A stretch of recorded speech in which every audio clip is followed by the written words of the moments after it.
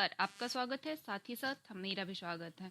तो आज हम बात करेंगे अहमद शाह के बारे में। अहमद शाह का शासनकाल रहा है 1748 से 1754 तक। ये मोहम्मद शाह रंगीला का बेटा है और कुछ खास नहीं, 2 लाइन का मामला है क्योंकि अब कुछ खास बचा नहीं है मुगलों के नाम पर। अब जो भी लिखना है वो 2-2 लाइन 3-3 लाइन में पूरा कर लेना है।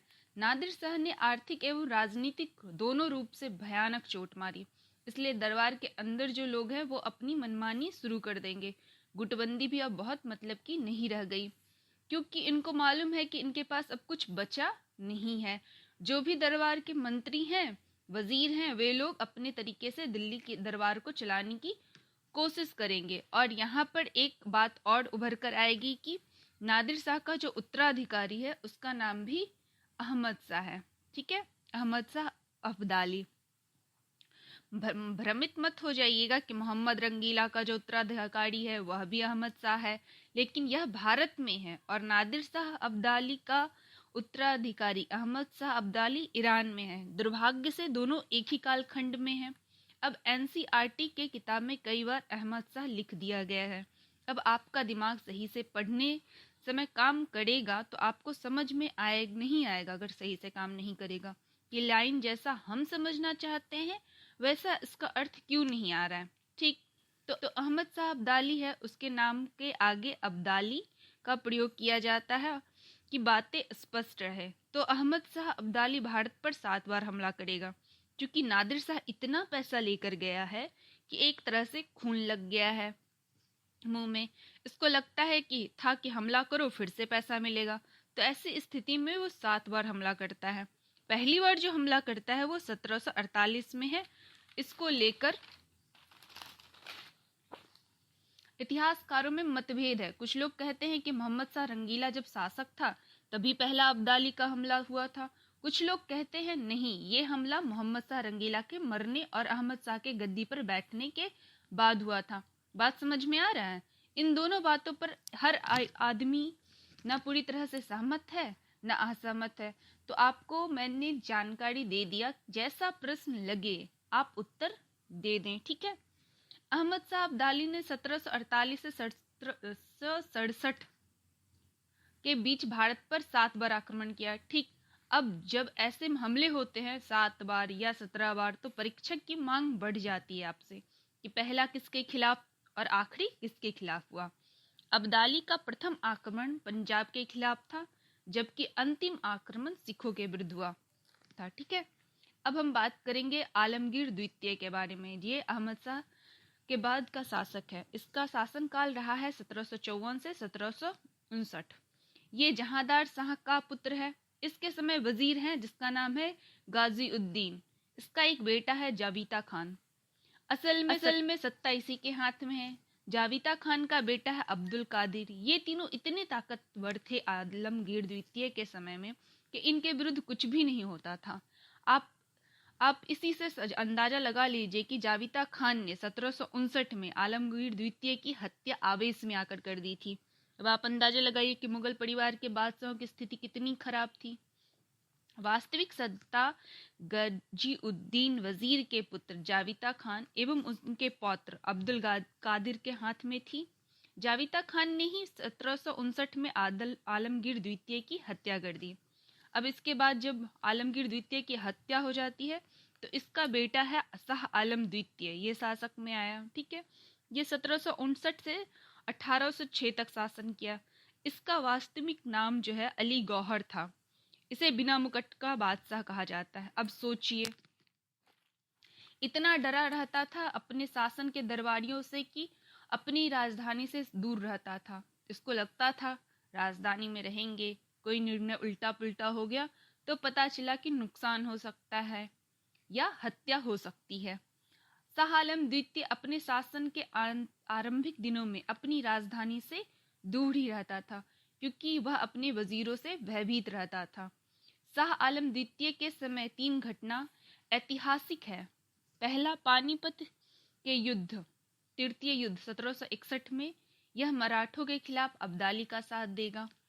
1764 में बक्सर के युद्ध में यह अंग्रेजों के विरुद्ध मीर कासिम का साथ देगा और 1765 में इलाहाबाद की संधि में महत्वपूर्ण भूमिका निभाएगा। यह पहला मुगल बादशाह है जो अंग्रेजों के पेंशन पर अपनी जिंदगी शुरू किया था, निर्भर हुआ था।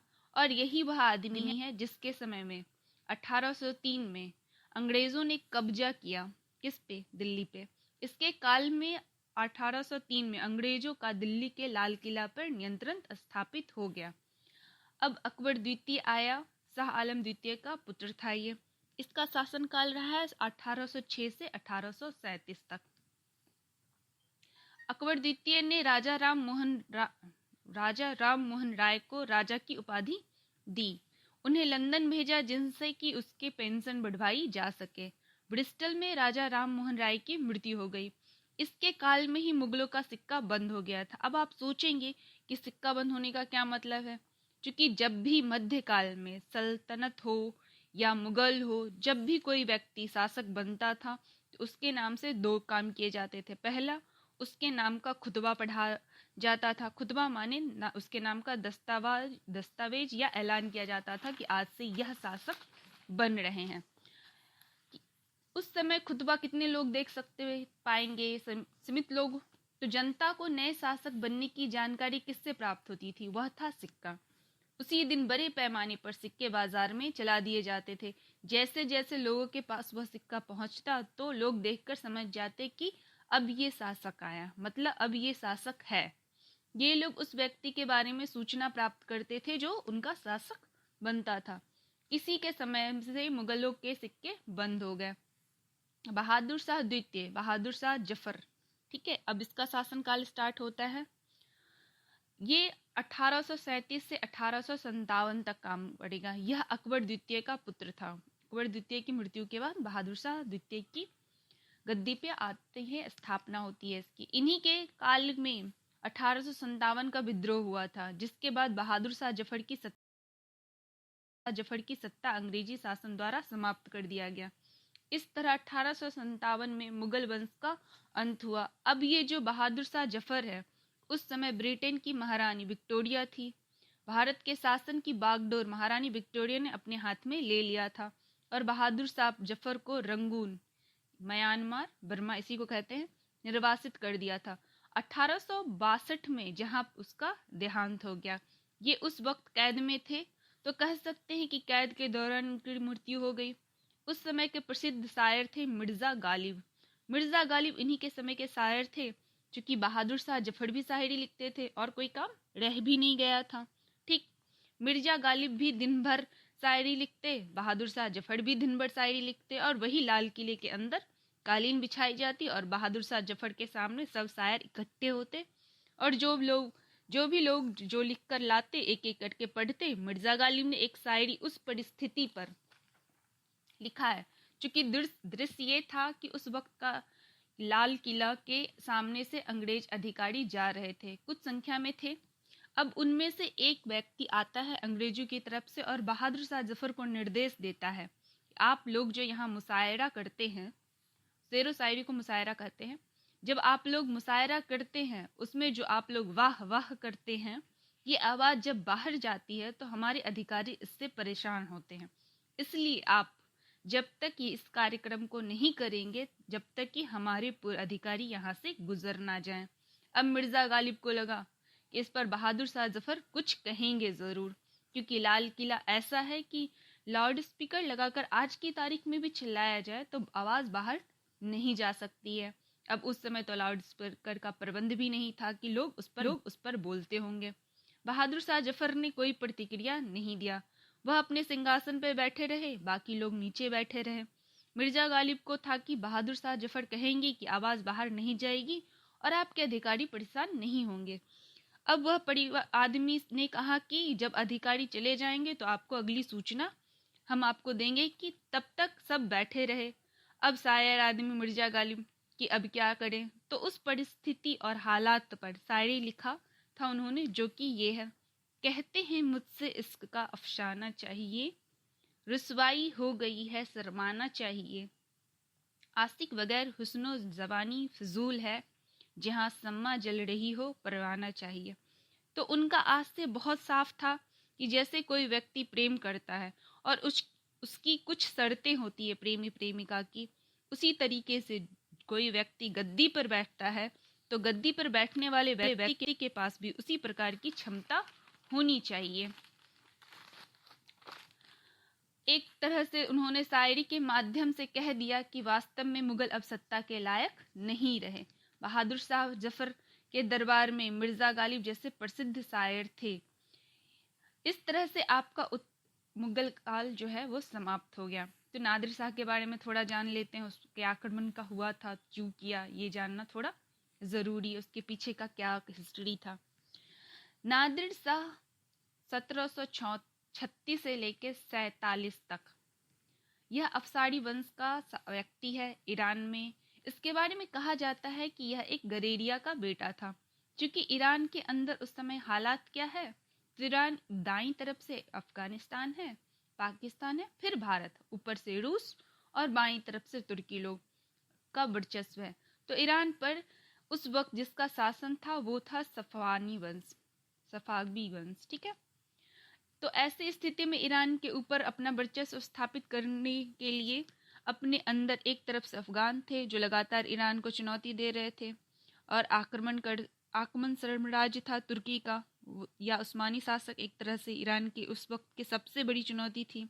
एक तरह से ईरान के उस वक्त के जो शासक थे इनकी राजधानी थी इस्फहान थी, जहाँ पर लोग जो सत्ता चलाने वाले लोग हैं अगर उनकी गतिविधियों को देखा जाए तो ईरान का शासक था, अगर प्रभाव की दृष्टि से देखा जाए तो सुल्तान हुसैन। तो एक तरह से इन चुनौतियों का सामना नहीं कर पा रहा था। कौन? सुल्तान हुसैन। एक तो ये भी कमजोर पड़ा, फिर इसका बेटा शासक बना जिसका नाम है तहमास हुसैन। ठीक है। एक तरह से देखा जाए नादिर शाह ने यहाँ तक तख्ता नहीं पलटा था ईरान का। इतिहास में इसको गलत तरीके से लिखते हैं कि नादिर शाह ने अब सफावी वंश का साथ तख्ता पलट कर दिया था, लेकिन क्या था सच्चाई? इसने सफावी वंश का पहले साथ दिया था, पूरी ताकत लगाया कि आप लोग ईरान को बचा लीजिए। लेकिन जब पक्का हो गया कि ये बाप बेटे दोनों ईरान की सत्ता चलाने के लिए उपयुक्त नहीं है, तो इस परिस्थिति में वहां के शासन की बागडोर नादिर शाह के हाथ में आई थी। नादिर शाह ने 1736 से 1747 तक ईरान की सत्ता का संचालन किया। उसका उदय ईरान में तब हुआ जब पश्चिम से उस्मानी शासकों का आक्रमण हो रहा था, पूर्व से अफगान सफावी राजधानी इस्फहान पर अधिकार कर लेना चाहते थे और उत्तर से रूस भी फारस ईरान में अपना साम्राज्य विस्तार की योजना बना रहा था। इस परिस्थिति में फारस के शाह सुल्तान हुसैन और उसके बेटे तहमास्प जब ईरान की सत्ता का संचालन मजबूती से नहीं कर पा रहे थे तो नादिर शाह ईरान की गद्दी पर स्थापित हुआ। अब नादिर शाह जो है वो भारत पे आक्रमण किया था। क्यों किया था उसके कारण जान लेते हैं। तो पहला कारण है उत्तरवर्ती मुगलों की कमजोरी, दूसरा है उत्तर पश्चिमी सीमा पर सुरक्षा का अभाव, तीसरा है पंजाब की स्थिति, चौथा है विरोधी अफगानों को शरण देना, पांचवा है नादिर शाह की महत्वाकांक्षा, छठा है नादिर शाह के दूतों को भारत में रोकना, सातवां है धन की लालसा, आठवां है काफिरों को दंड देने की घोषणा और नौवां है मुगल अमीरों का षड्यंत्र। तो अगर नादिर शाह के बारे में और उसके हमले या आक्रमण के बारे में बात किया जाए तो इतने पक्ष हैं जिसके आधार बनाकर ऐसा नहीं था कि आवेश में आकर कोई भी व्यक्ति मुंह उठाकर चल दिया कि भारत की ओर। इतना आसान नहीं होता था। ईरान कहाँ है और भारत पे कोई आदमी करनाल में आकर हमला कर रहा है, तो ईरान की तुलना में भारत की स्थिति बहुत मजबूत थी।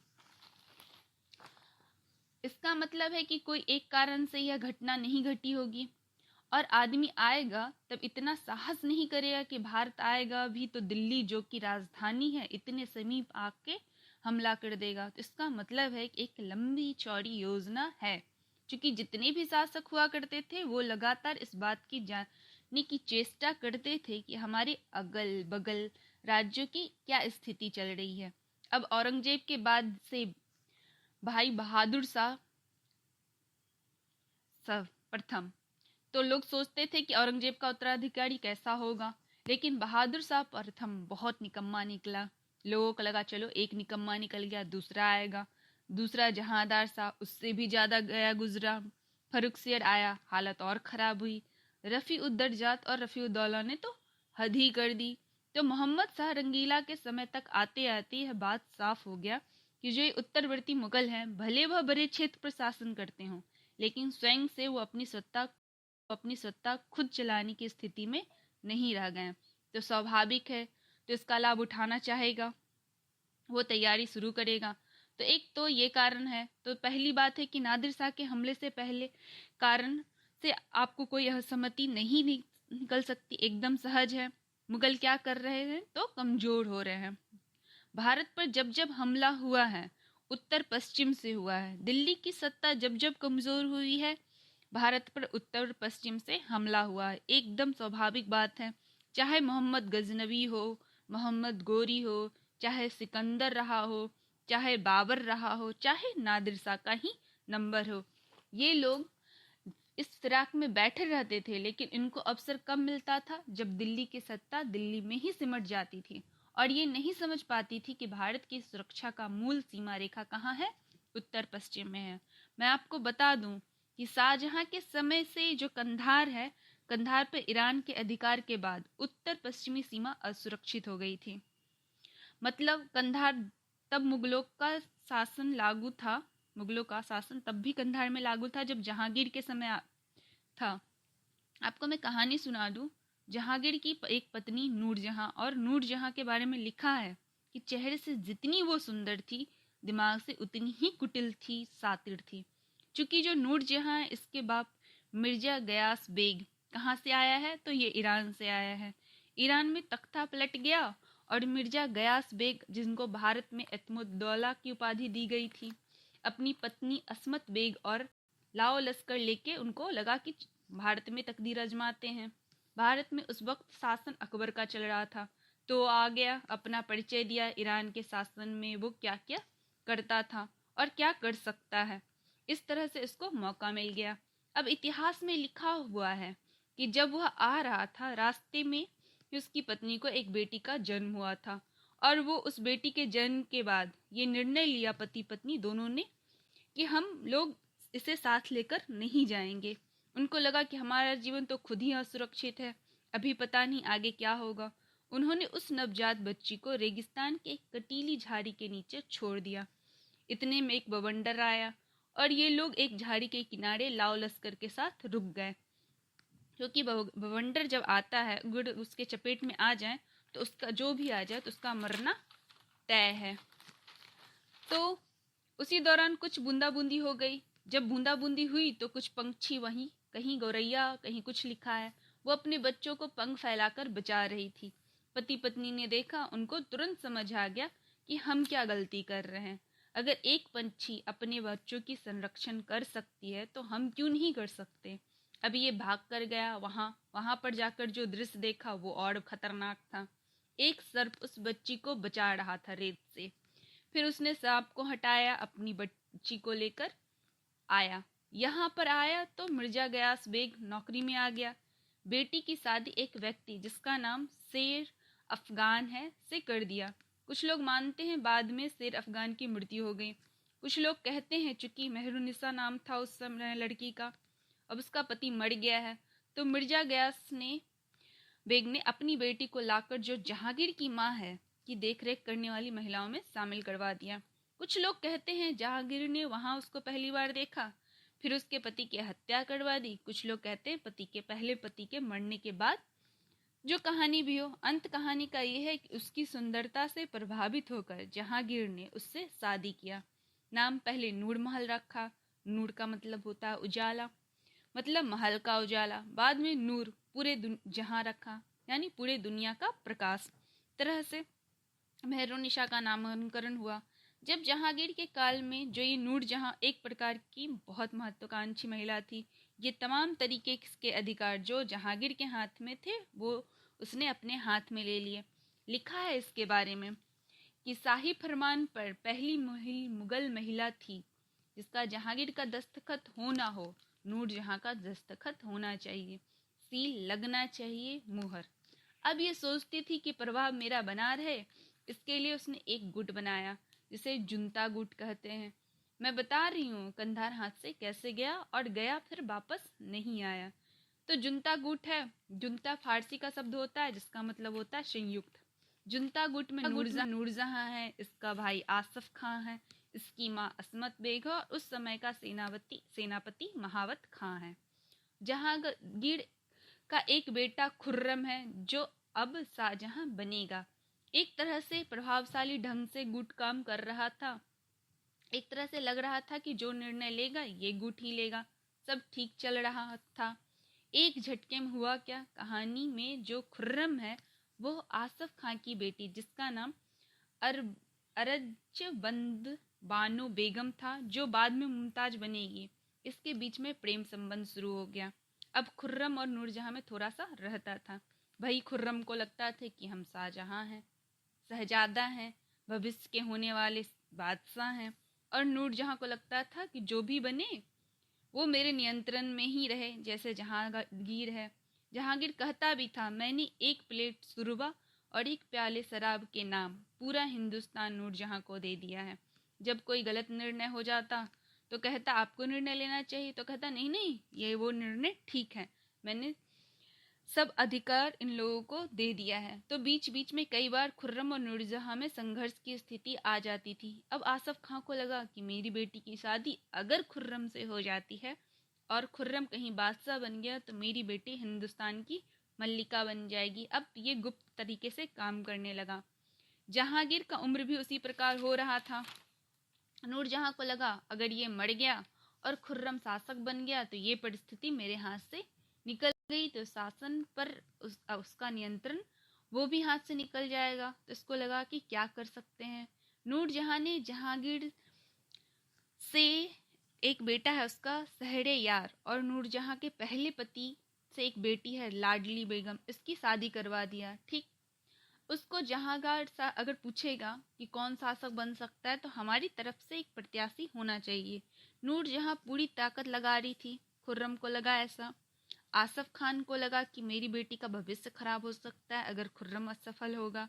तो इसी परिस्थिति में नूरजहां ने जहांगीर से एक आदेश जारी करवा दिया कि खुर्रम को कंधार के अभियान पर भेजा जाए।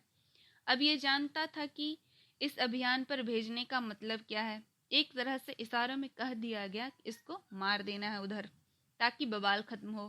पहले ये जाना नहीं चाहता था, फिर आसफ खान ने समझाया कि नहीं जाओगे तो उत्तराधिकारी कैसे बनोगे।